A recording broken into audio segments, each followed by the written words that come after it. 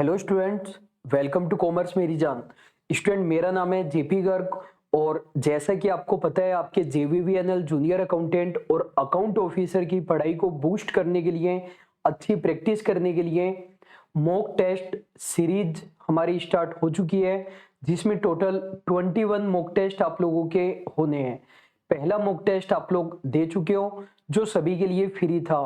तो इस वीडियो में हम हमारे पहले मॉक टेस्ट के क्वेश्चंस को डिस्कस करने वाले हैं। तो मॉक टेस्ट में टोटल 60 क्वेश्चन थे, जिसमें से 35 क्वेश्चन को हम इस वीडियो में डिस्कस करने वाले हैं और जो बाकी के 25 क्वेश्चन है वो सेकंड वीडियो में अभिषेक सर आपको एक्सप्लेन करेंगे और ये 35 क्वेश्चन मैंने बनाए थे, इनको मैं एक्सप्लेन करने वाला हूँ। स्टूडेंट, जैसा कि आपको पता है कि ये मॉक टेस्ट सीरीज हमारी हाई लेवल है, इसके सभी के सभी क्वेश्चन, कहने का मतलब 21 टेस्ट में लगभग 660 क्वेश्चन हमारे रहेंगे। तो इसमें से 600 से भी ज्यादा क्वेश्चन हम लोगों ने खुद ने प्रिपेयर किए हैं, कहीं से भी कॉपी पेस्ट नहीं किया है। तो उनको हम एक्सप्लेन करने वाले हैं। यदि आपने मॉक टेस्ट दिया है तो आपके लिए काफी यूजफुल ये वीडियो रहने वाला है। यदि आपने मॉक टेस्ट नहीं दिया है तो आप अब भी ऐप पर जाकर के प्रैक्टिस कर सकते हैं मॉक टेस्ट 1 की, उसके बाद वीडियो देख सकते हैं, वरना आप डायरेक्ट भी ये वीडियो देख सकते हैं, क्योंकि ये बेस्ट 35 एमसीक्यूज आपको मिलेंगे। तो स्टूडेंट, देखो, क्वेश्चन करते वक्त आपको एक चीज ध्यान रखनी है कि हमें केवल क्वेश्चन का आंसर याद नहीं करना है, हमें कॉन्सेप्ट समझ लेना है।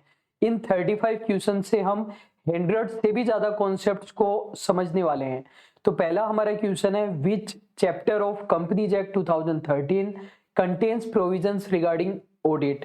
कंपनीज एक्ट 2013 का कौन सा चैप्टर ऑडिट के प्रोविजन से डील करता है? तो हमें पता है चैप्टर नंबर 10।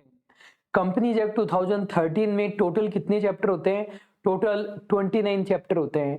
29 चैप्टर का मतलब ये नहीं है कि हमें 29 चैप्टर पढ़ना है। एक्ट में कितने चैप्टर दे रखे हैं? एक्ट में 29 चैप्टर है, जिसमें से जो चैप्टर नंबर 10 है हमारा, उसमें हमारे सेक्शन है, सेक्शन नंबर 139 से लेकर 148 तक, जो कि ऑडिट से रिलेटेड है। और जो अकाउंट से रिलेटेड प्रोविजन होते हैं वो चैप्टर नंबर 10 में होते हैं, जो कि सेक्शन नंबर 128 से 138 तक के होते हैं। 138 इंटरनल ऑडिट का होता है। जब मैंने आप लोगों को ऑडिट पढ़ाई थी तब मैंने आपको 3 प्रकार के नोट्स प्रोवाइड कराए थे। एक मैंने आपको पीडीएफ फाइल प्रोवाइड कराई थी जिसमें डिटेल में सारे नोट्स लिखे हुए थे। उसके बाद मैंने आपको ये हैंड रिटन नोट्स प्रोवाइड कराए थे जो क्लास में पढ़ते वक्त हमने लिखा था, और एक मैंने आपको लगभग 292 एमसीक्यूज प्रोवाइड कराए थे। तो हैंड रिटन नोट्स यहाँ पर हमारे पास है और मैं आपको बताता रहूंगा कि कहाँ पर हमने कौन सा चैप्टर पढ़ा था। तो जब हमने कंपनी ऑडिट के बेसिक कॉन्सेप्ट्स देखे थे तब मैंने आपको बताया था कि हमारे कंपनीज एक्ट में टोटल कितने चैप्टर है? 29 चैप्टर्स हैं। तो देखो, यहां पर हमने पढ़ा था कि हमारे कंपनीज एक्ट में टोटल 29 चैप्टर है, टोटल सेक्शन 470 है। उसमें से जो चैप्टर नंबर 10 होता है हमारा, वो कंपनी ऑडिट से रिलेटेड होता है, उसमें सेक्शन 139 से लेकर 148 होता है। सेकंड हमारा क्वेश्चन है, तो स्टूडेंट इस तरीके से आपको है ना कॉन्सेप्ट याद करते रहना है। आपको इस चीज की 1% भी टेंशन लेने की जरूरत नहीं है कि आपका टेस्ट में क्वेश्चन सही हुआ या गलत हुआ। 21 मॉक टेस्ट है, तो जब तक आपका एग्जाम आएगा लगभग 2 महीने बाद में, तब तक आपको बहुत सारी नई नई चीजें पता चलती रहेगी। सेकंड हमारा क्वेश्चन है, which section of companies act 2013 contains provisions regarding appointment of auditor. Auditor के अपॉइंटमेंट से रिलेटेड कौन सा सेक्शन होता है? सेक्शन 139 होता है। सेक्शन भी मैंने आपको क्लास में ही याद करवा दिए थे, रटवा दिए थे। चैप्टर 10 होता है, सेक्शन 139 टू 148 होता है। तो जो सबसे पहला सेक्शन है 139, वो ऑडिटर को अपॉइंट करने से रिलेटेड है। उसका अगला सेक्शन ऑडिटर को हटाने से रिलेटेड है, और उसका अगला सेक्शन क्वालिफिकेशन डिसक्वालिफिकेशन से रिलेटेड होता है। तो सेकंड क्वेश्चन का आंसर हमारा 139 हो जाएगा।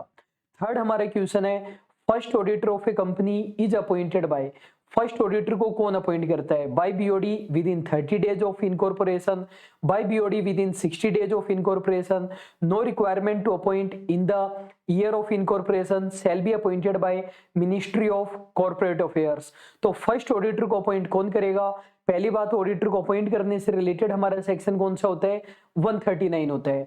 अब डिपेंड करता है कि ऑडिटर को हम नॉन गवर्नमेंट कंपनी में अपॉइंट कर रहे हैं या गवर्नमेंट कंपनी में अपॉइंट कर रहे हैं। क्वेश्चन अगर कुछ भी नहीं बोले तो हम क्या मानकर चलेंगे, नॉन गवर्नमेंट कंपनी हम मानकर चलेंगे। तो ऑडिटर को कौन अपॉइंट करता है, बीओडी। कितने दिनों में, 30 दिनों में। 30 दिन कहां से, सर्टिफिकेट ऑफ इनकॉर्पोरेशन से, यानी कंपनी बनने से। और अगर बीओडी अपॉइंट नहीं कर पाता है तो शेयर होल्डर अपॉइंट करेंगे 90 दिनों में।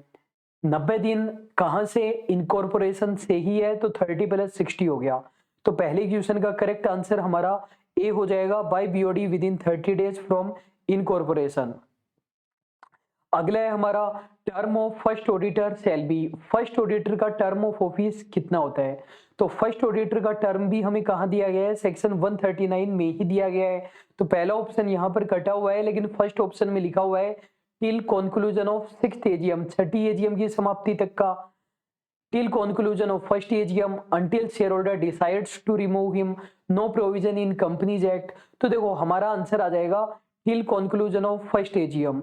तो स्टूडेंट ये आपको ध्यान रखना है कि फर्स्ट ऑडिटर का टर्म ऑफ ऑफिस पूछा गया है, डिपेंड करेगा गवर्नमेंट कंपनी है या नॉन गवर्नमेंट कंपनी है, लेकिन दोनों में ही, गवर्नमेंट कंपनी हो चाहे नॉन गवर्नमेंट कंपनी हो, फर्स्ट ऑडिटर का टर्म ऑफ ऑफिस पहली एजीएम की समाप्ति तक का रहेगा। याद रखना, एजीएम याद करना, जीएम याद मत करना। पहली एजीएम की समाप्ति तक का, चाहे वो गवर्नमेंट कंपनी हो चाहे नॉन गवर्नमेंट कंपनी हो। वैसे मैं आपको बता दूं, गवर्नमेंट कंपनी में तो चाहे फर्स्ट ऑडिटर हो चाहे सब्सिक्वेंट ऑडिटर हो, ऑडिटर का टर्म हमेशा ही अगली एजीएम की समाप्ति तक का होता है। तो सेक्शन 139 को हमने काफी ज्यादा डिटेल में स्टूडेंट पढ़ा था। तो देखो हमारा सेक्शन 139 कहाँ लिखा हुआ है, यहाँ हमारा सेक्शन 139 लिखा हुआ है। और यहाँ मैंने आपको फर्स्ट ऑडिटर से रिलेटेड प्रोविजंस बताए। तो नॉन गवर्नमेंट कंपनी में बीओडी अपॉइंट करता था 30 दिनों में सर्टिफिकेट ऑफ इनकॉर्पोरेशन मिलने से। अगर बीओडी अपॉइंट नहीं कर पाता तो शेयर होल्डर अपॉइंट करते हैं कितने दिनों के अंदर अंदर, 90 दिनों में, मतलब 30 + 60। और गवर्नमेंट कंपनी में कैग करता है 60 दिनों में। कैग नहीं कर पाता तो ऊपर वाली प्रोसीजर लग जाएगी। कैग नहीं कर पाता तो बीओडी 30 दिनों में, बीओडी नहीं करेगा तो शेयर होल्डर अगले 60 दिनों में। और टर्म कितना रहेगा, फर्स्ट एजीएम के कंक्लूजन तक का, चाहे फर्स्ट ऑडिटर हो चाहे सब्सिक्वेंट ऑडिटर हो। क्वेश्चन नंबर 5 है हमारा, who appoints the first auditor in case of government company. Government company में फर्स्ट ऑडिटर को कौन अपॉइंट करता है। अभी मैंने आपको दिखाया कि फर्स्ट ऑडिटर को गवर्नमेंट कंपनी में कैग अपॉइंट करेगा 60 डेज फ्रॉम इनकॉर्पोरेशन। और अगर कैग नहीं कर पाता है, controller and auditor general of India नहीं कर पाता है, तो बीओडी अगले 30 दिनों में। बीओडी नहीं कर पाता है तो शेयर होल्डर अगले 60 दिनों में। एक छोटी सी बात आप मुझे बता दीजिए, ये जो कैग होता है, controller and auditor general of India, सबसे पहली बात तो बहुत सारे स्टूडेंट ने याद कर रखा है कंट्रोलर। तो स्टूडेंट ये कंट्रोलर नहीं होता है, कंट्रोलर होता है। आजकल एग्जाम में डिफिकल्ट क्वेश्चन बनाए जाते हैं तो वो दोनों ऑप्शन दे देगा, फुल फॉर्म पूछ लेगा। तो ये कंट्रोलर है, न कि कंट्रोलर।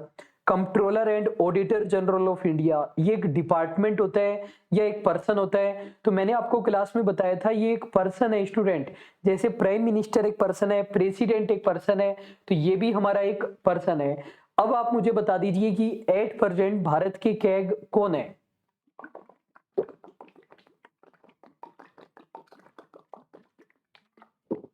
तो स्टूडेंट एट प्रेजेंट भारत के कैग है गिरीश चंद्र मुर्मू जी, जीसी मुर्मू, जो पहले जे&के के गवर्नर रह चुके हैं, वो भारत के कैग है। तो हमारा आंसर आ जाएगा सी। स्टूडेंट ये जो मैं आपको एक्स्ट्रा इंफॉर्मेशन प्रोवाइड करा रहा हूं वो आपको ध्यान रखना है। आपको केवल ये नहीं याद करना कि 5वां क्वेश्चन है तो यही क्वेश्चन आएगा। एग्जाम में क्वेश्चन आ सकता है कैग की फुल फॉर्म का, ये आ सकता है कि कैग एक डिपार्टमेंट है या फिर एक पर्सन है, ये आ सकता है कि एट प्रेजेंट भारत के कैग कौन है, ये आ सकता है कैग ऑडिटर को कितने दिनों में अपॉइंट करता है, कैग अपॉइंट नहीं कर पाता तो कौन करता है, शेयर होल्डर करेंगे तो कितने दिनों में करेंगे, एजीएम में करेंगे या ईजीएम में करेंगे। इस तरीके के क्वेश्चन आ सकते हैं। नेक्स्ट हमारा क्वेश्चन नंबर 6 है, which of the following statement is are correct. इनमें से कौन सी स्टेटमेंट करेक्ट है। करेक्ट स्टेटमेंट हमें बताना है। Term of office of auditor in case of government company shall be till conclusion of next AGM whether it is first auditor or subsequent auditor। तो बिल्कुल सही है। मैंने बताया गवर्नमेंट कंपनी में तो ऑडिटर का टर्म अगली एजीएम के कंक्लूजन तक का ही होता है, चाहे वो फर्स्ट ऑडिटर हो चाहे सब्सिक्वेंट ऑडिटर हो। Term of office of auditor in case of non government company shall be till conclusion of next AGM whether it is first auditor or subsequent auditor। तो ये गलत है। नॉन गवर्नमेंट कंपनी की बात करें हम तो फर्स्ट ऑडिटर का टर्म तो अगली एजीएम के कंक्लूजन तक का होता है, और यदि सब्सिक्वेंट ऑडिटर होता है तो सिक्स्थ एजीएम के कंक्लूजन तक का होता है। फिर statement number 3, if the prescribed body fails to appoint the first auditor then auditor shall be appointed by the shareholder whether it is government company or non government company। ये बोल रहे हैं कि यदि प्रेस्क्राइब्ड बॉडी ऑडिटर को appoint नहीं कर पाती है तो ऑडिटर का अपॉइंटमेंट शेयर होल्डर करेंगे, चाहे गवर्नमेंट कंपनी हो चाहे नॉन गवर्नमेंट कंपनी। तो ये बात भी गलत है। अगर हम बात करें नॉन गवर्नमेंट कंपनी की तब तो सही है कि बीओडी अपॉइंट करेगा, बीओडी नहीं करेगा तो शेयर होल्डर करेंगे। अगर बात करें गवर्नमेंट कंपनी की तो कैग करेगा अपॉइंट, कैग नहीं कर पाता है तो बीओडी करेगा, और बीओडी नहीं कर पाए तो शेयर होल्डर। तो ये बोल रहा था कि अगर प्रेस्क्राइब्ड बॉडी नहीं कर पाए तो शेयर होल्डर करेंगे, तो गवर्नमेंट कंपनी में तो गलत हो गया ना। तो इसलिए तीसरा स्टेटमेंट भी हमारा रॉन्ग है। और फोर्थ हमारा स्टेटमेंट है first auditor can never be appointed in EGM. ये बोल रहा है फर्स्ट ऑडिटर ईजीएम में अपॉइंट हो ही नहीं सकता, तो ये भी स्टेटमेंट हमारा गलत है। केवल पहला ही स्टेटमेंट हमारा करेक्ट था। जो स्टूडेंट कंपनी ऑडिट को ज्यादा अच्छे से नहीं पढ़ पाए हैं या जिन्होंने सेल्फ किया है उनको एक छोटी सी बात मैं बता दूं। देखो जनरल मीटिंग होती है, जनरल मीटिंग किसकी मीटिंग है? शेयर होल्डर की मीटिंग है। तो जनरल मीटिंग दो प्रकार की होती है, एजीएम और ईजीएम। पहले कभी किसी जमाने में एसजीएम हुआ करती थी, स्टेचुरी जनरल मीटिंग, वो अब नहीं होती है। कंपनीज एक्ट 2013 अप्लाई हुए 7-8 साल हो चुके हैं, फिर भी बच्चे पता नहीं क्यों कंपनीज एक्ट को नया एक्ट मानते हैं। हमारे प्राइम मिनिस्टर साहब पुराने हो गए और आप अभी तक एक्ट को 2013 को नया मान करके बैठे हो। अब उसको पुराना ही मान लो एक्ट 2013 को, और 1956 को भूल जाओ। ये भी भूल जाओ कभी हुआ भी करता था क्या, पूरे तरीके से दिमाग से निकाल दो।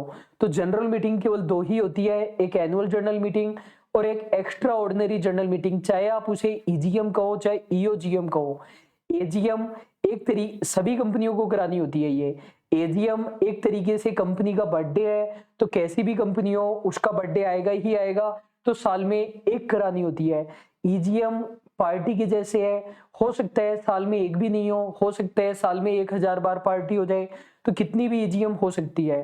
तो अभी मैंने आपको बताया कि फर्स्ट ऑडिटर को अपॉइंट नॉन गवर्नमेंट कंपनी के केस में बीओडी करता था, बीओडी नहीं कर पाता तो शेयर होल्डर करेंगे। अब शेयर होल्डर करेंगे तो एजीएम में करेंगे या ईजीएम में करेंगे? स्टूडेंट ईजीएम में करेंगे, क्योंकि एजीएम तो अपने टाइम पर होगी। एजीएम अचानक से थोड़ी कराएंगे, तो पता थोड़ी था कि बीओडी नहीं कर पाएगा, बीओडी नहीं कर पाया तो शेयर होल्डर अचानक से करेंगे, तो ईजीएम में होगा। इसलिए हमारा स्टेटमेंट नंबर 4 भी रॉन्ग हो चुका है। तो केवल पहला स्टेटमेंट ही करेक्ट था। स्टूडेंट मुझे पूरा विश्वास है कि आप इन सभी कॉन्सेप्ट को अच्छे से देखते जा रहे हैं। अगला हमारे क्वेश्चन है question number 7, what is the correct meaning of casual vacancy in case of auditor. Auditor के केस में कैजुअल वैकेंसी क्या होता है? एक्ट में ही डिफाइंड नहीं है। Vacation of office of auditor before expiry of prescribed term, removal of auditor, A और बी बोथ। तो स्टूडेंट हमारा आंसर आ जाएगा डी, ए और बी बोथ। वैसे हमारे कंपनीज एक्ट में बिल्कुल भी डिफाइंड नहीं है कैजुअल वैकेंसी, लेकिन कैजुअल वैकेंसी का मीनिंग हमने निकाला कि ऑडिटर का टर्म कंप्लीट नहीं हुआ है, टर्म कंप्लीट होने के अलावा किसी भी तरीके से ऑडिटर का ऑफिस वेकेट हो जाता है, ऑडिटर मर गया, पागल हो गया, इंसॉल्वेंट हो गया, अपन ने उसको लात मारकर भगा दिया, वो खुद कंपनी को लात मार करके चला गया, एनसीएलटी ने उसको हटा दिया, कुछ भी रीजन हो, टर्म कंप्लीट होने से पहले, टर्म कंप्लीट होने का मतलब फर्स्ट ऑडिटर का till conclusion of next AGM, and in case of subsequent auditor term is till conclusion of sixth AGM. उससे पहले ऑफिस वेकेट हो जाए तो उसे हम कैजुअल वैकेंसी मान करके चलते हैं। स्टूडेंट ये जो शॉर्ट नोट्स है ये केवल क्विक रिवीजन के लिए है। जो मैंने आपको पीडीएफ फाइल दी है जिनमें डिटेल में लिखा हुआ है वो भी आपको जरूर से देखना है। वैसे हैंड रिटन नोट्स में आपको पता है सब कुछ लिखा हुआ है। तो कैजुअल वैकेंसी का मीनिंग हमने पढ़ा था, vacation of office of auditor before expiry of term. और जिन स्टूडेंट को नहीं पता है उनको बता दूं कि जो कंपनी ऑडिट है वो 50% से ज्यादा सिलेबस को कवर करती है ऑडिट का, तो कंपनी ऑडिट को आप अच्छे से जरूर कर लेना। तो कैजुअल वैकेंसी का मतलब ऑडिटर का ऑफिस वेकेट हो रहा है एक्सपायरी ऑफ टर्म से पहले। नए ऑडिटर को कौन अपॉइंट करेगा? नॉन गवर्नमेंट कंपनी है तो रेजिग्नेशन के केस में शेयर होल्डर अपॉइंट करते हैं 3 महीने में, और अदर रीजन है तो बीओडी करता है 30 दिनों में। गवर्नमेंट कंपनी है तो कैग करेगा 30 दिनों में, कैग नहीं कर पाता तो बीओडी करेगा 30 दिनों में। ये मैंने आपको याद करा दिए थे। क्वेश्चन नंबर 8 में आ जाएंगे। Auditor appointed due to casual vacancy shall hold office. Auditor को अपॉइंट किया जा रहा है कैजुअल वैकेंसी के केस में, तो उस सिचुएशन में ऑडिटर का टर्म कितना होगा? उस सिचुएशन में भी ऑडिटर का term till conclusion of next AGM होता है। कहने का मतलब टेम्परेरी अपॉइंट किया एक तरीके से ऑडिटर को, तो अगली एजीएम तक का ही टर्म रहेगा, फिर अपन चाहें तो ऑडिटर को रीअपॉइंट कर सकते हैं। नेक्स्ट हमारा क्वेश्चन नंबर 9 है। In case of casual vacancy in government company auditor shall be appointed. Casual vacancy हुई है, पहली बात तो ये याद रखना है कि कैजुअल वैकेंसी हुई है, दूसरी बात गवर्नमेंट कंपनी में हुई है, तो नए ऑडिटर को कौन अपॉइंट करेगा ये पूछा है। By CAG within 30 days from casual vacancy, by CAG within 60 days from casual vacancy, by BOD within 60 days, by BOD within 30 days if CAG fails to appoint, by BOD within 60 days if CAG fails to appoint। तो पहला हमारा correct है और तीसरा भी हमारा correct है, तो 1 और 3 हमारा करेक्ट हो जाएगा। अभी मैंने आपको दिखाया था कि गवर्नमेंट कंपनी में कैग अपॉइंट करेगा 30 दिनों में, और कैग अपॉइंट नहीं कर पाता है तो बीओडी अगले 30 दिनों में अपॉइंट कर देता है। नेक्स्ट हमारा क्वेश्चन नंबर 10 है। Which of the following statement is correct in relation to non government company. बात किसकी कर रहा है? नॉन गवर्नमेंट कंपनी की कर रहा है, नॉर्मल कंपनी की बात कर रहा है, और करेक्ट स्टेटमेंट हमसे पूछा है, ये आपको याद रखना है। In case of casual vacancy auditor is always appointed by BOD, तो ये तो स्टेटमेंट हमारा गलत हो गया। ये थोड़ी कह सकते हैं कि हमेशा ही बीओडी करेगा। अपन ने पढ़ा वहां पर 2 सिचुएशन होती है नॉन गवर्नमेंट कंपनी में। यदि ऑडिटर ने रेजिग्नेशन दिया है तब तो शेयर होल्डर करेंगे, और अगर अदर रीजन है तो बीओडी करता है 30 दिनों में, और शेयर होल्डर करते हैं तो 3 महीने में। तो पहला स्टेटमेंट हमारा रॉन्ग है। दूसरा, BOD can not appoint subsequent auditor, BOD subsequent auditor को अपॉइंट नहीं कर सकता, तो ये भी गलत है। बीओडी सब्सिक्वेंट ऑडिटर को देखो एक तरीके से कैजुअल वैकेंसी में तो अपॉइंट कर ही रहा है ना। तीसरी बात, बीओडी कैन डिसाइड, यहां पर स्टूडेंट कैन नॉट आएगा। पूरे 60 क्वेश्चन में एक ही क्वेश्चन में प्रिंटिंग मिस्टेक थी, ये छोटी सी। देखो हिंदी में सही लिखा हुआ है संचालक मंडल लागत अंकेक्षक का पारिश्रमिक निर्धारित नहीं कर सकता, इंग्लिश में ये मिस्टेक हो गया। तो BOD can not decide remuneration of cost auditor, तो ये भी गलत है। कॉस्ट ऑडिटर को अपॉइंट हमेशा बीओडी करता है, लेकिन रेमुनरेशन शेयर होल्डर डिसाइड करते हैं। कॉस्ट ऑडिटर के केस में रेमुनरेशन के लिए सेक्शन 142 नहीं लगता है, उसके लिए सेक्शन 148 ही लगता है। फोर्थ है casual vacancy arising due to resignation by auditor. इसमें स्टूडेंट हमसे पूछा गया था, यहां पर हमसे पूछा था करेक्ट स्टेटमेंट पूछा था। देखिए स्टेटमेंट नंबर 4 में हमें क्या दिया है, casual vacancy arising due to resignation by auditor is less significant than death of auditor from the point of view of financial stakeholder. ये बोल रहे हैं कि ऑडिटर ने रेजिग्नेशन दिया है, ये ज्यादा इंपॉर्टेंट चीज है या अदर रीजन है वो ज्यादा इंपॉर्टेंट चीज है। तो ऑडिटर अगर रेजिग्नेशन देता है वो ज्यादा इंपॉर्टेंट होता है। अगर ऑडिटर रेजिग्नेशन देता है तो ये मानकर चलते हैं कि बीओडी ने परेशान किया होगा, ईमानदारी से काम नहीं करने दे रहा होगा, तब ऑडिटर ने रेजिग्नेशन दिया होगा। तो फोर्थ स्टेटमेंट भी हमारा रॉन्ग हो गया। अब क्वेश्चन ने हमसे क्या पूछा था, करेक्ट स्टेटमेंट पूछा था। तो स्टूडेंट करेक्ट स्टेटमेंट के केस में हमें करना पड़ेगा यहाँ पर स्टेटमेंट नंबर 2 करना पड़ेगा। आप बोलोगे कि सेकंड को तो आपने इनकरेक्ट बताया, फिर सेकंड को हम करेक्ट कैसे मान लें। देखो हमें करना होता है एग्जाम में मोस्ट एप्रोप्रिएट करना होता है, हमेशा ये नहीं होता है कि करेक्ट ही मिलेगा या इनकरेक्ट ही मिलेगा, मोस्ट एप्रोप्रिएट हमें करना होगा। तो जो बाकी के 3 स्टेटमेंट है वो तो साफ साफ ही इनकरेक्ट स्टेटमेंट है स्टूडेंट। लेकिन जो हमारा सेकंड स्टेटमेंट है कि BOD can not appoint subsequent auditor, generally ये बात सही है। अगर बीओडी सब्सिक्वेंट ऑडिटर को अपॉइंट कर भी रहा है तो वो कैजुअल वैकेंसी में कर रहा है। जनरली सब्सिक्वेंट ऑडिटर मानेंगे तो हम कैजुअल वैकेंसी नहीं मानेंगे, इसलिए बी हमारा करेक्ट हो जाएगा। स्टूडेंट इसका जो सॉल्यूशन हमने दिया था वो गलत हो गया है, तो सेकंड वाले में हमने गलती से BOD can decide remuneration of cost auditor कर दिया है, तो ये इसका सॉल्यूशन नहीं आएगा, ये आप ध्यान रखेंगे। क्वेश्चन नंबर 11 है, what is the maximum term of office of auditor. Auditor का मैक्सिमम टर्म कितना होता है ये पूछा गया है। 2 term of 5 year, 1 term of 5 year, both में भी correct, depends whether it is individual और firm. Term of auditor depends on his quality of service, तो आंसर हो जाएगा सी। यदि एक इंडिविजुअल पर्सन को ऑडिटर के रूप में अपॉइंट किया जाता है तो मैक्सिमम टर्म होता है 5 साल, और फर्म को अपॉइंट किया जाता है तो मैक्सिमम टर्म होता है 10 साल। तो देखो यहां पर लिखा हुआ है हमारा मैक्सिमम टर्म, सेक्शन होता है 139 सबसेक्शन 2।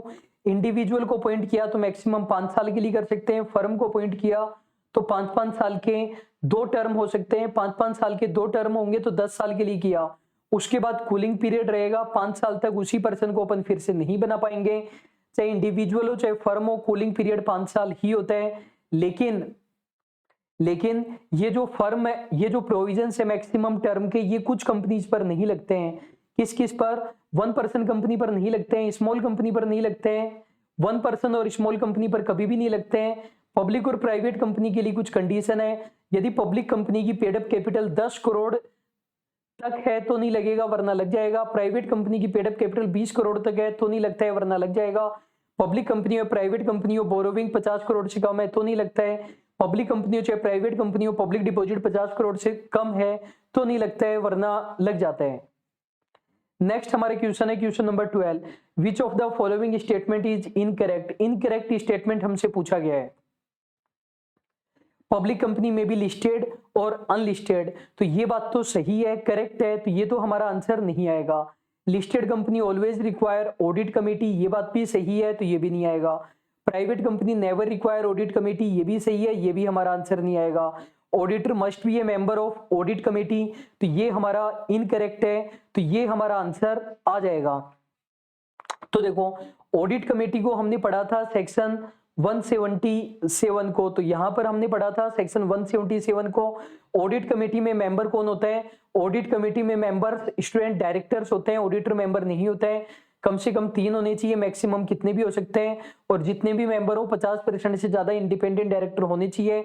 ऑडिट कमेटी कब बनानी पड़ती है? प्राइवेट कंपनी को कभी भी जरूरत नहीं होती है, पब्लिक कंपनी में लिस्टेड को हमेशा, और यदि पब्लिक कंपनी अनलिस्टेड है तो पेड कैपिटल 10 करोड़ या ज्यादा हो जाए, लोन डिपॉजिट डिवेंचर 50 करोड़ या ज्यादा हो जाए, या टर्नओवर 100 करोड़ से ज्यादा हो जाए तो ऑडिट कमेटी की रिक्वायरमेंट होती है।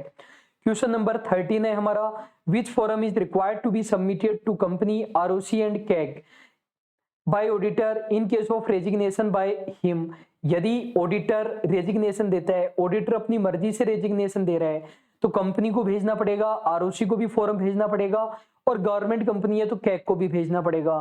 तो कौन सा फॉर्म भेजेगा? फॉर्म नंबर ADT 3 भेजा जाता है। सेक्शन कौन सा होता है ऑडिटर के रिमूवल का? सेक्शन 140 होता है। तो देखो सेक्शन 140 हमने पढ़ा था, सेक्शन 140 के अंदर ही आएगा। अगर ऑडिटर को रिमूव कर रहे हैं तो भी 140 लगेगा, रिजाइन दे रहा है ऑडिटर तो भी सेक्शन 140 लगेगा। इसमें से सबसेक्शन 2 और सबसेक्शन 3 रेजिग्नेशन के बारे में बताते हैं, तो ऑडिटर अगर रेजिग्नेशन दे रहा है, फॉर्म नंबर ADT 3 भरना पड़ेगा, 30 दिनों के अंदर अंदर। यहाँ पर बाय मिस्टेक हमने 60 डेज लिख दिया था, PDF में बिल्कुल करेक्ट लिखा हुआ है। तो ADT 3 30 दिनों के अंदर अंदर, कंपनी को हमेशा, आरओसी को हमेशा, और कैग को केवल गवर्नमेंट कंपनी के केस में। स्टूडेंट चारों फॉर्म आपको याद रखने हैं, ADT 1 2 3 4। ADT 1 किसके लिए होता है? ऑडिटर को अपॉइंट करने का होता है। ADT 2 ऑडिटर को हटाना चाहते हैं तो सेंट्रल गवर्नमेंट की परमिशन लेते हैं। फॉर्म नंबर ADT 3 जब ऑडिटर रिजाइन देता है तब, और ADT 4 में ऑडिटर फ्रॉड का कम्युनिकेशन करता है सेंट्रल गवर्नमेंट को। Question number 14, in case of restriction is imposed by client on auditor after acceptance of audit bye auditor. Auditor ने ऑडिट स्वीकार कर ली, उसके बाद क्लाइंट रेस्ट्रिक्शन लगा रहे हैं कि हम आपको ये चेक करने नहीं देंगे, हम आपको वो चेक करने नहीं देंगे, तो ऑडिटर क्या करेगा? Auditor student disclaimer of opinion दे देगा। आप बोलोगे स्टेटमेंट तो पहला भी करेक्ट है कि ऑडिटर को ऑडिट एक्सेप्ट ही नहीं करनी चाहिए, ये भी तो करेक्ट है, तो सी आना चाहिए। स्टूडेंट ये बोल रहा है ऑडिटर पहले ही ऑडिट एक्सेप्ट कर चुका है, फिर आप ए को सही कैसे मान सकते हो? ऑडिटर तो पहले ही स्वीकार कर चुका है, तो ऑडिटर यहाँ पर डिस्क्लेमर ऑफ ओपिनियन दे देगा। स्टूडेंट सेक्शन तो नहीं था इसका, स्टैंडर्ड्स ऑन ऑडिट 210 था यहाँ पर, कि ऑडिटर ऑडिट लेता है पहले ही प्री कंडीशन लगा देता है क्लाइंट पर कि आप हम पर कोई रेस्ट्रिक्शन नहीं लगाओगे, अच्छे से ऑडिट करने दोगे, इसी कंडीशन पर हम ऑडिट स्वीकार कर रहे हैं। ऑडिटर ने स्वीकार कर ली क्योंकि क्लाइंट ने हाँ किया था, उसके बाद में रेस्ट्रिक्शन लगा रहा है, तो ऑडिटर डिस्क्लेमर ऑफ ओपिनियन दे सकता है। स्टूडेंट इसी सिचुएशन में ऑडिटर क्वालिफाइड ओपिनियन भी दे सकता है, इसमें डिपेंड करता है। तो ऑडिट रिपोर्ट में हमने काफी अच्छे से देखा है इसको। क्वेश्चन नंबर 15 है हमारा, which of the following statement is incorrect in relation to removal of auditor. हमें पूछा गया है इनकरेक्ट स्टेटमेंट पूछा गया है, इनकरेक्ट स्टेटमेंट पूछा गया है ऑडिटर को रिमूव करने के रिगार्डिंग। तो ये थोड़ा सा मैं आपको बता देता हूं, यदि आपको लग रहा है कि मैं स्लो करवा रहा हूं तो आप स्पीड को डबल करके देख सकते हो। तो ये है स्टूडेंट हमारा सेक्शन नंबर 140 है, और एक बार आप ध्यान से इसको देख लेना। तो सेक्शन कौन सा है हमारा? सेक्शन है 140, और सेक्शन 140 में हमें क्या दिया गया है?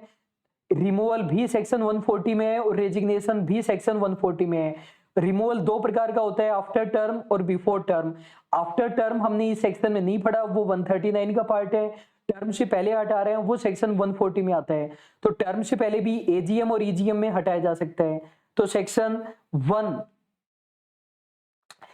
1 में हम ऑडिटर को हटा रहे थे। ऑडिटर को हटाने के लिए पहले बोर्ड रिजोल्यूशन पास होगा, उसके बाद में सेंट्रल गवर्नमेंट की परमिशन लेंगे with in 30 days from passing of board resolution in for number 82, और उसके बाद में स्पेशल रिजोल्यूशन पास करेंगे।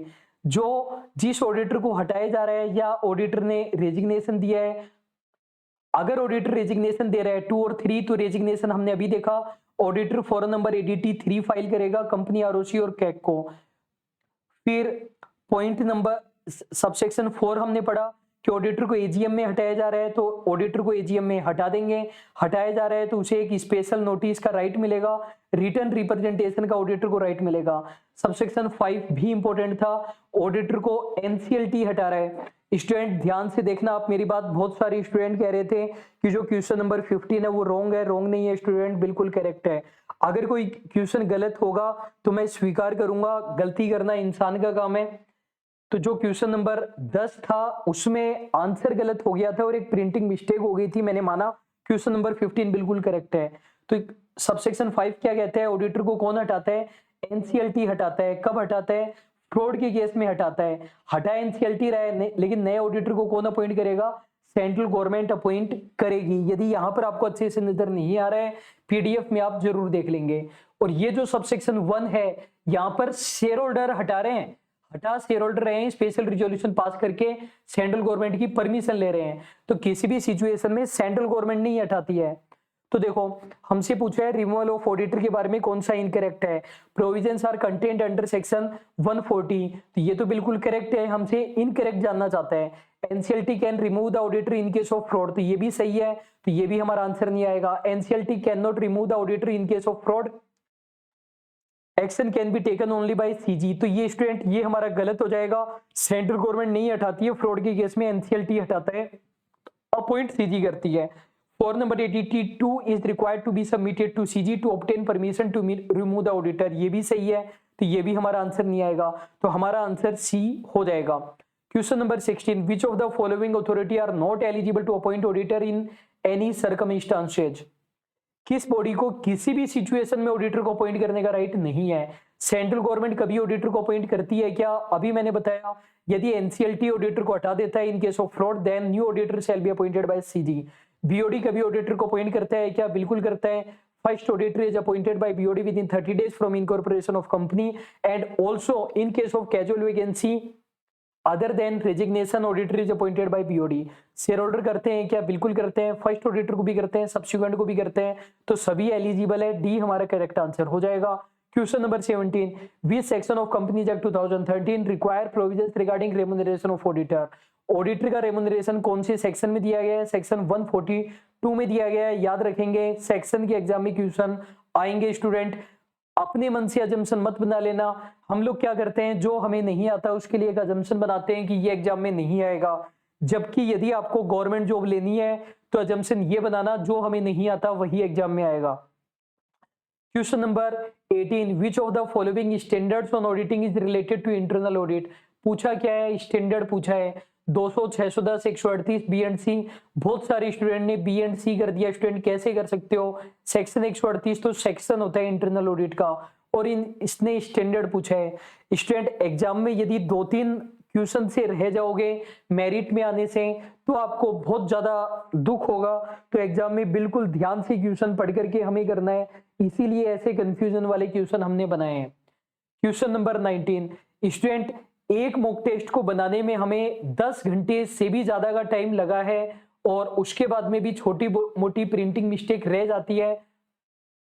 तो स्टूडेंट यदि आपको लगता है कि इन मॉक टेस्ट की प्राइस ज्यादा है तो आप लोग कोचिंग इंस्टीट्यूट्स को प्रमोट कर रहे हो क्वालिटी कम करने के लिए।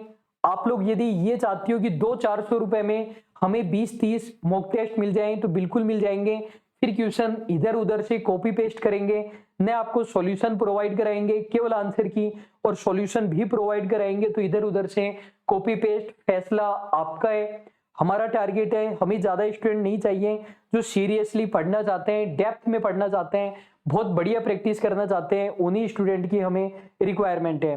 क्वेश्चन नंबर 19 है, which of the following amount can be determined by auditor, can be demanded by auditor in extra off remuneration decided under section 142।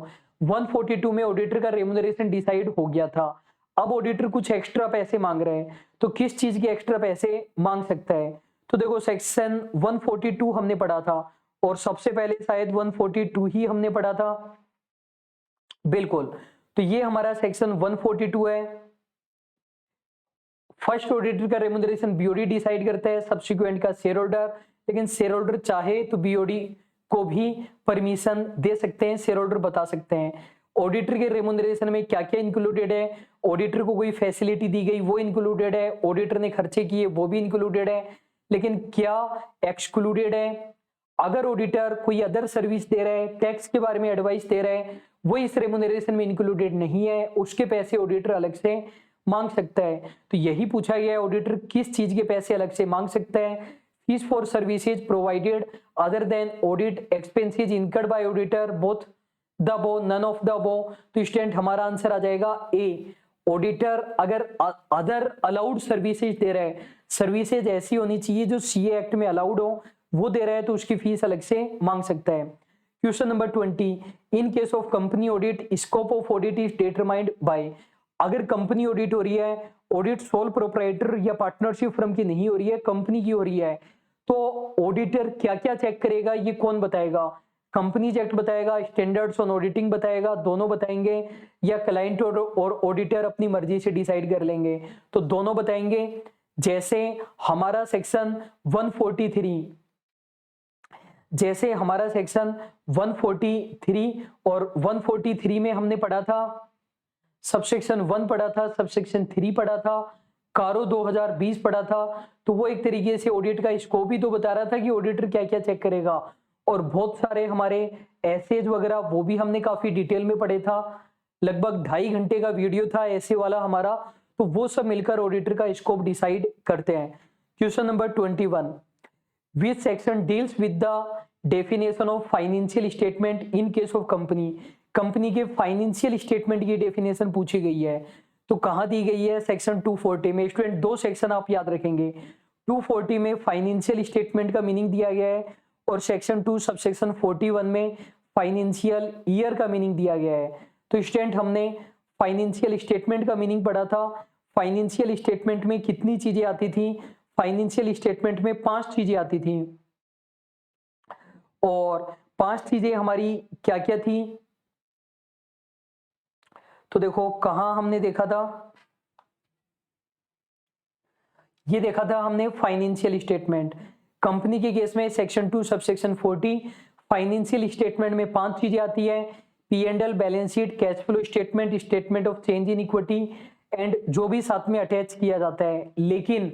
लेकिन स्मॉल कंपनी, डोरमेंट कंपनी और वन पर्सन कंपनी को cash flow statement बनाने की जरूरत नहीं होती है। Student ये आपको जरूर से याद रखना है, ये कैश फ्लो स्टेटमेंट के बारे में एग्जाम में पूछा जा सकता है। Question number 22। अब स्टूडेंट हमारे अकाउंट्स के क्वेश्चन स्टार्ट हो चुके हैं, तो आपको ऑडिट के क्वेश्चन, अकाउंट्स के क्वेश्चन और एफएम के क्वेश्चन मैं बनाने वाला हूं, और जो आपके बाकी की 2 सब्जेक्ट हैं उनके क्वेश्चन अभिषेक सर बनाएंगे। Question number 22। On 1 May 2021 mister JP Garg paid rent of ₹10,000। It can be classified as. 1 मई 2021 को मिस्टर जेपी गर्ग ने 10,000 रुपए का रेंट का पेमेंट किया है। इसे आप ट्रांजैक्शन मानोगे या इवेंट मानोगे या दोनों मानोगे या कुछ भी नहीं मानोगे? तो स्टूडेंट बहुत सारे छोटे छोटे चैप्टर है जो आप लोगों ने बचपन में 11th-12th में पढ़े होंगे। वो चैप्टर हो सकता है आपको कोर्स के दौरान नहीं कराए गए हो आपके टीचर के द्वारा, तो उन चीजों को यहीं पर मॉक टेस्ट से हम कवर कर लेंगे।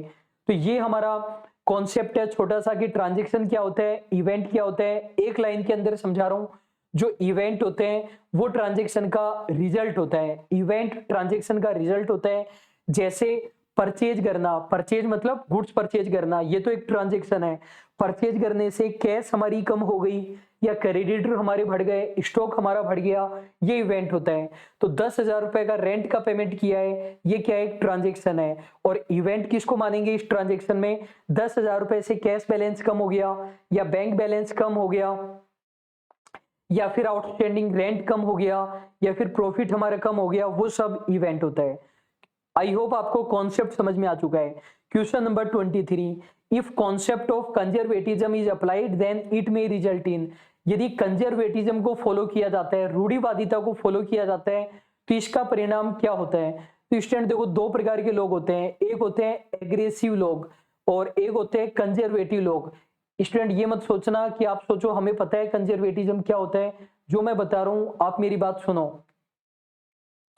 2 प्रकार के लोग होते हैं, एक होते हैं एग्रेसिव, एक होते हैं कंजर्वेटिव। एग्रेसिव वो होते हैं जो रिस्क लेकर के चलते हैं।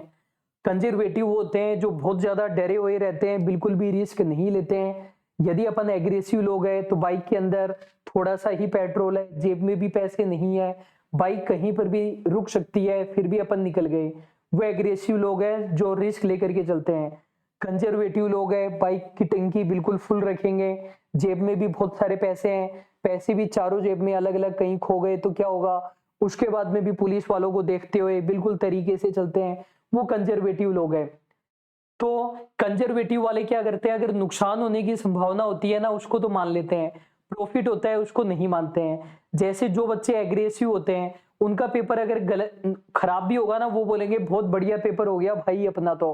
और जो कंजर्वेटिव लोग होते हैं उनका बढ़िया पेपर होगा, फिर भी वो बोलेंगे पेपर बढ़िया नहीं हुआ, पेपर बढ़िया नहीं हुआ, वो कंजर्वेटिव लोग होते हैं। तो कंजर्वेटिव वाले क्या करते हैं, अगर नुकसान होने वाला होता है ना तब तो उसको मान लेते हैं, और प्रॉफिट होता है तो उसको नहीं मानते हैं। तो क्या होगा, आप नुकसान को तो मान लोगे, प्रॉफिट को नहीं मानोगे, तो एसेट की वैल्यू कम आएगी या ज्यादा आएगी? सीधी सी बात है, एसेट की वैल्यू क्या आएगी, कमी तो आएगी। नुकसान को आप कंसीडर कर रहे हो, प्रॉफिट को आप कंसीडर नहीं कर रहे हो। जैसे आपको एक एग्जांपल बताता हूं कि 10,000 रुपए का स्टॉक है, या सीधा मानो स्टॉक है जिसको अपन ने खरीदा कितने में था, हिस्टोरिकल कॉस्ट थी 10,000 रुपए, इतने में खरीदा था, बिक सकता है केवल 8,000 रुपए में। तो कंजर्वेटिव इंसान क्या बोलेगा, भाई हमारे पास तो 8,000 रुपए का ही है और खरीदा था 8,000 में, बिक सकता है 10,000 में, तो भी क्या मानेगा, भाई 8,000 का ही है हमारे पास। उनको तो बस खुद को डराना रहता है कंजर्वेटिव लोगों को। Question number 24। A debit note of ₹12,000 issued to Mr. Ojha for goods returned by us to be accounted for।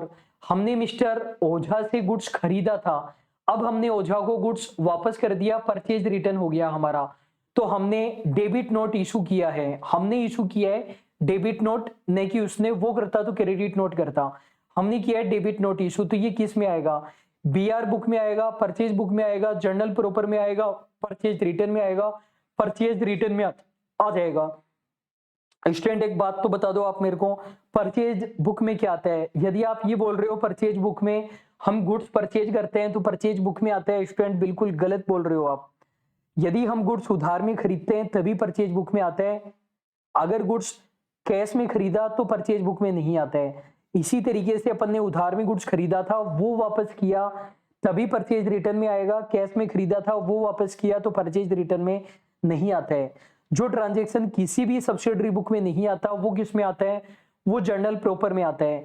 तो अगर कैश में गुड्स खरीदते हैं तो वो जर्नल प्रॉपर में आता है, ये बात आप मेरी ध्यान रखना। Question number 25, rupees 5,000 were spent by CMG Limited to defend his title on land. This expenditure will be treated. तो स्टूडेंट ये काफी ज्यादा इंपॉर्टेंट चैप्टर होता है, कैपिटल प्लस रेवेन्यू एक्सपेंडिचर वाला। तो हम हमारे टाइटल को डिफेंड कर रहे हैं, क्रिएट नहीं कर रहे हैं। तो इसको आप रेवेन्यू एक्सपेंडिचर मानोगे या कैपिटल एक्सपेंडिचर मानोगे या डेफर्ड रेवेन्यू मानोगे? इसको हम मानेंगे रेवेन्यू एक्सपेंडिचर। यदि हम टाइटल को डिफेंड कर रहे हैं तो रेवेन्यू होता है, टाइटल को क्रिएट कर रहे हैं तो वो कैपिटल एक्सपेंडिचर होता है। कैपिटल एक्सपेंडिचर वो होते हैं जिनका बेनिफिट 1 साल से ज्यादा मिलेगा, रेवेन्यू एक्सपेंडिचर वो होते हैं जिनका बेनिफिट 1 साल तक ही मिलेगा। एक बहुत ज्यादा मजेदार आपको बात बताता हूं, आपको मजा आ जाएगा। डेफर्ड रेवेन्यू एक्सपेंडिचर में आंसर क्या आएगा? केवल और केवल एडवर्टीजमेंट। आप 1 लाख क्वेश्चन कर लेना, एक भी क्वेश्चन में अगर कुछ और ऑप्शन मिल जाए तो आप मेरे को कमेंट कर देना इसी वीडियो पर। डेफर्ड रेवेन्यू एक्सपेंडिचर आंसर केवल और केवल तब आएगा जब क्वेश्चन में आपको एडवर्टीजमेंट दे तब। अब वो एडवर्टीजमेंट कैसे भी हो सकता है, कैश में हो सकता है, काइंड में हो सकता है। हमने फ्री में कोर्स दे दिया, बैग बंटवा दिए, स्टेशनरी बंटवा दी, कैसे भी ऐड किया जा रहा हो। एडवर्टीजमेंट नहीं बोलकर आप प्रमोशन बोल सकते हो, क्योंकि आप कॉमर्स के स्टूडेंट हो। आप बोलोगे एडवर्टीजमेंट तो पेड फॉर्म होता है, फ्री में नहीं होता है, वो पब्लिसिटी होती है, तो प्रमोशन मान सकते हो। डेफर्ड रेवेन्यू में केवल प्रमोशन आता है। Question number 26 student, question number 26 थोड़ा सा कंफ्यूजन है, अच्छे से देखेंगे। Indian currency is a bill of exchange, promissory note, हुंडी, चेक। इसका आंसर हमने प्रोमिसरी नोट माना है क्योंकि सीए इंस्टीट्यूट ने ऐसा मान रखा है। अब समझो, टर्म होती है हमारी नेगोशिएबल इंस्ट्रूमेंट। इसके रिगार्डिंग एक्ट होता है negotiable instrument act 1881।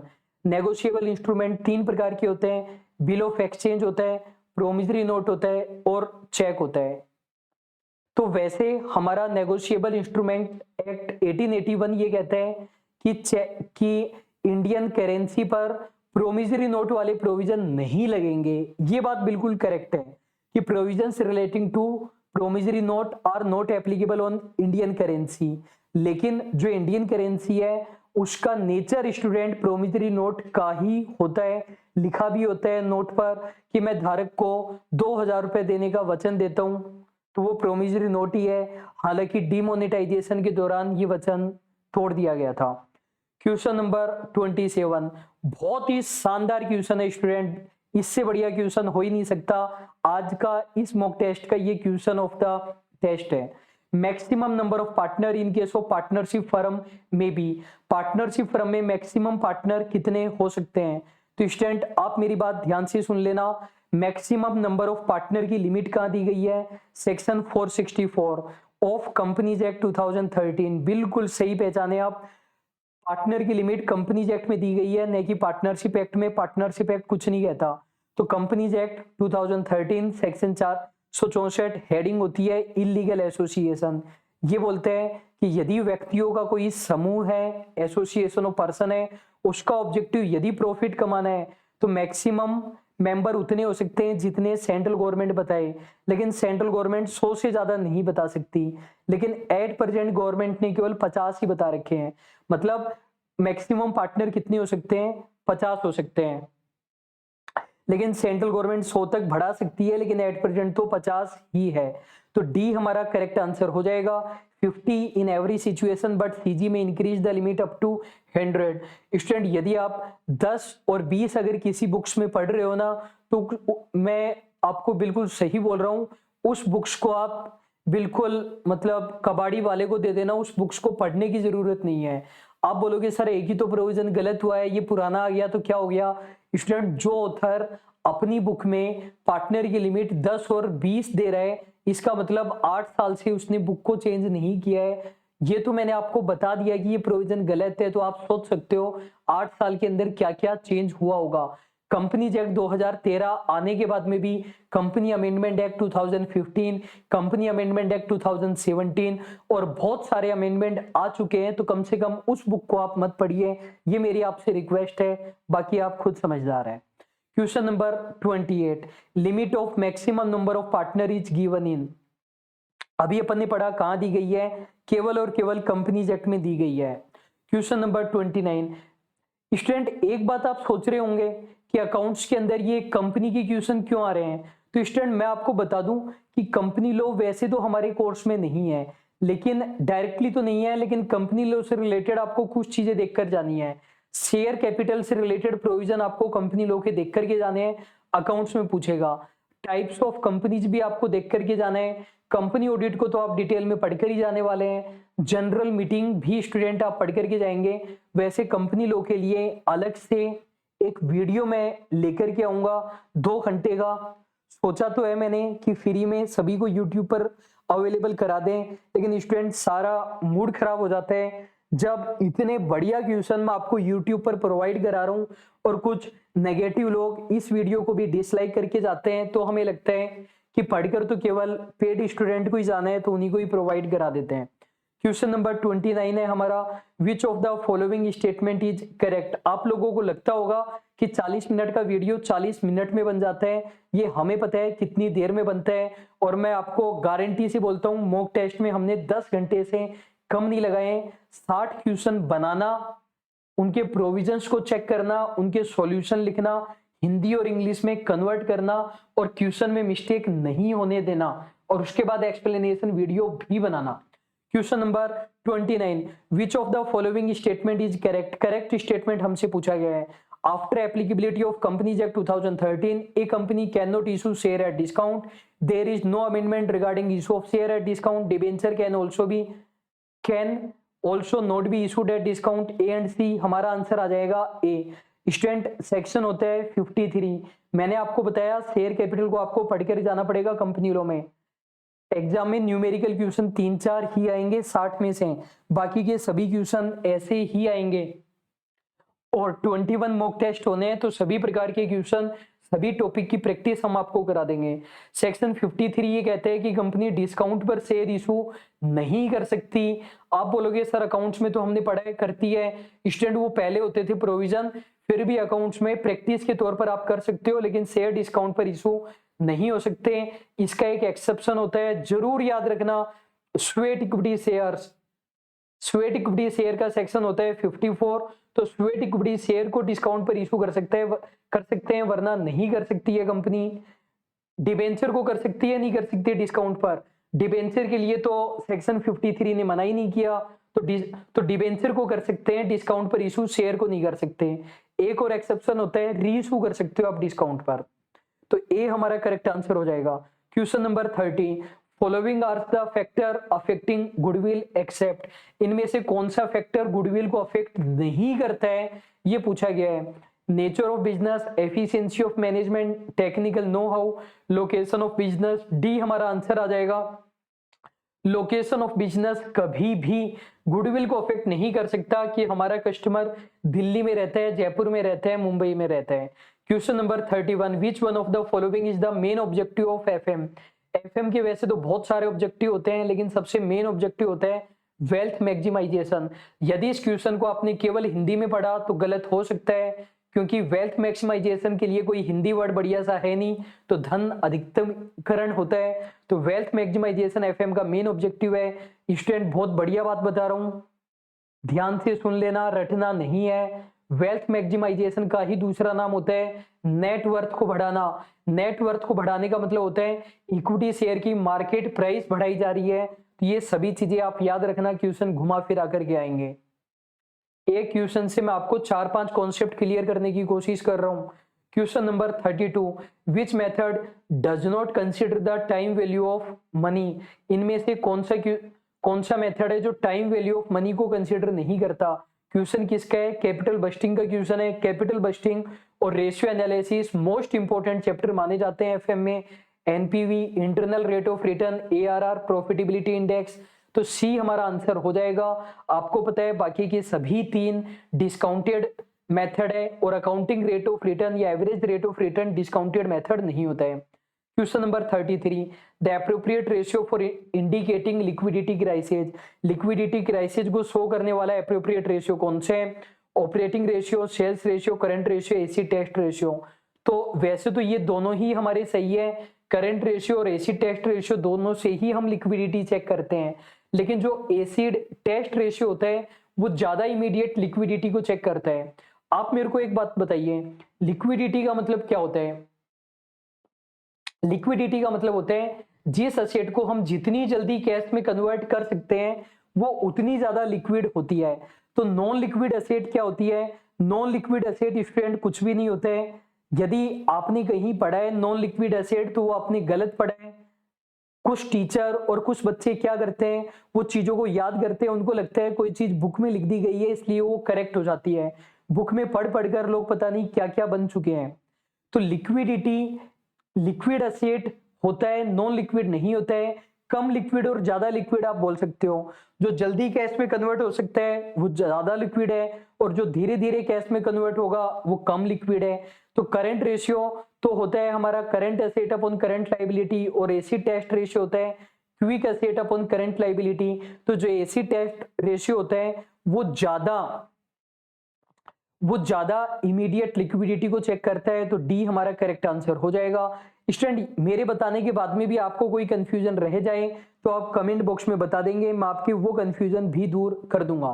Question number 34, most common approach for analysing the capital structure of A firm is. Firm का कैपिटल स्ट्रक्चर का हमें एनालिसिस करना है तो इसमें से कौन सा मेथड काम में लिया जा सकता है? Ratio analysis, cash flow, comparative, leverage analysis. तो लिवरेज एनालिसिस हमारा आंसर हो जाएगा। फाइनेंशियल लिवरेज में आप क्या करते हो, यही तो देखते हो कि डिबेंचर का कंपनी की प्रॉफिटेबिलिटी पर क्या इफेक्ट पड़ रहा है। तो डिबेंचर को ज्यादा काम में लेना और कम काम में लेना वो कैपिटल स्ट्रक्चर का ही पार्ट है। तो डी हमारा करेक्ट आंसर हो जाएगा। अगर आपने रेशियो एनालिसिस किया है तो रेशियो भी वैसे तो सही है, लेकिन रेशियो में भी तो वही लेते हो जो कैपिटल स्ट्रक्चर वाले रेशियो होते हैं, वही तो केवल कैपिटल स्ट्रक्चर को अफेक्ट करते हैं। और जो लिवरेज एनालिसिस है वो ज्यादा सही करेक्ट आंसर हो जाएगा। स्टूडेंट ये आज के हमारे वीडियो का लास्ट क्वेश्चन है। बाकी के क्वेश्चन अभिषेक सर आपको एक्सप्लेन करेंगे, वो उन्होंने बनाए हैं। मिलर और model is used in the management of. तो ये वर्किंग कैपिटल का क्वेश्चन है। मिलर और मॉडल किसके लिए काम में लिया जाता है? कैश मैनेजमेंट के लिए काम में लिया जाता है। स्टूडेंट एक बात आप मुझे बताइए, प्रॉफिट किससे होता है? करंट एसेट में पैसा इन्वेस्ट करने से होता है या फिक्स्ड एसेट में पैसा इन्वेस्ट करने से होता है या दोनों एसेट में पैसा इन्वेस्ट करने से होता है? मतलब कॉम्पेरेटिवली बताना है कि पैसा किस में कमाई होगी, रिटर्न ऑन इन्वेस्टमेंट किस कारण से अराइज होता है, करंट एसेट में इन्वेस्टमेंट से या फिक्स्ड एसेट में इन्वेस्टमेंट से या दोनों से?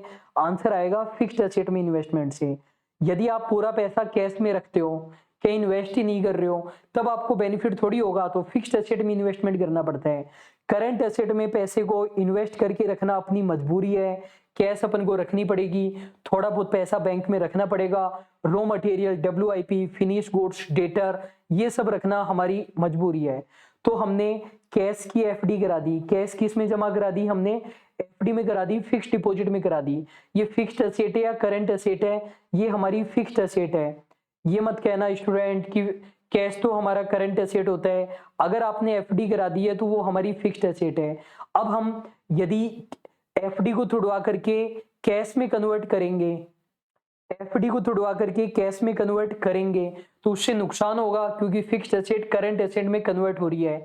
तो कैश का बैलेंस हम कितना मेंटेन करें ये हमें मिलर और मॉडल बताता है। तो ये मिनिमम लिमिट बताता है और मैक्सिमम लिमिट बताता है।